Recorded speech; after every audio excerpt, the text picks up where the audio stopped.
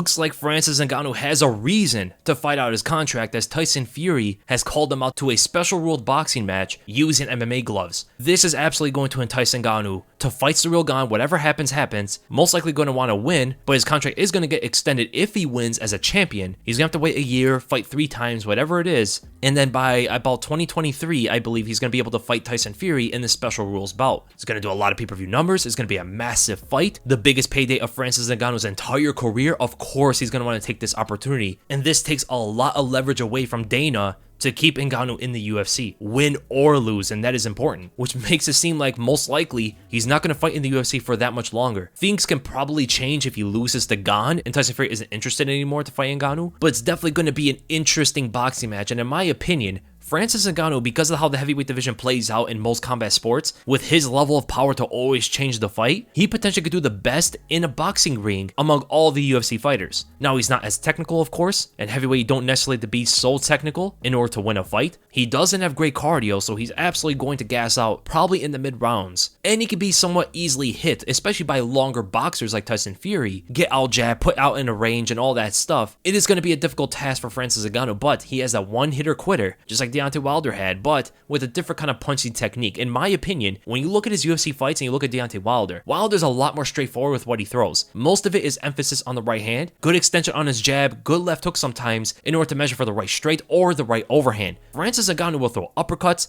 hooks, straights, shovel hooks, he'll go to the body more, and the fact that it's going to be MMA gloves is going to give him more leeway to not be as precise with some of his punches. So yes, I see the argument that if Deontay Wilder can't beat Tyson Fury, how is Francis Ngannou going to do it? But at the same time, there are these advantages for Francis Ngannou that are different from Deontay Wilder. So let's say if Tyson Fury is trying to block the shots with MMA gloves, it's going to be a very different feeling than what Tyson Fury is used to. The punches can potentially get around the guard, or the uppercut comes right up the center in between the hands and catch him clean. It's going to be way more comfortable for Francis Ngannou, but it goes the other way as well. Tyson Fury is going to be able to land his shots as well around the guard, down the center, all that stuff. But the thing that MMA teaches you is you don't necessarily need to put up a guard to defend punches so much. So Ngannou is going to attempt to slip away from them, pull away from the punches and all that stuff, bob and weave his way in without being threatened by any kind of knees or kicks or takedowns, using head movement instead of using the guard that a lot of boxers are used to doing. So let's say there's a lapse of focus from Tyson Fury. He instinctively puts up his guard in front of a punch. It gets through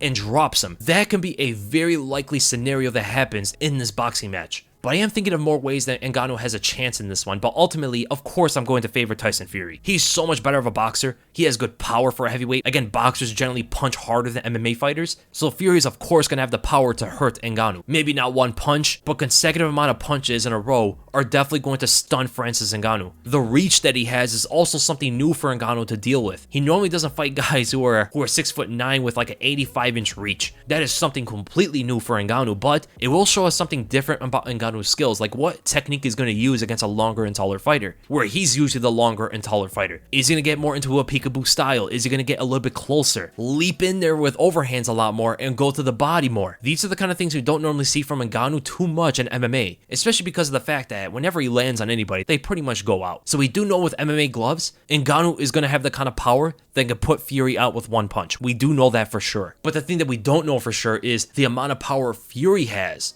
with MMA gloves. He may be a one-punch knockout artist with those kind of gloves, man. It's a very fascinating fight. I definitely see this going to happen with Ngannou, especially if he goes and beats Ciryl Gane. And it's going to be a huge boxing match, going to do very well in the pay-per-view numbers.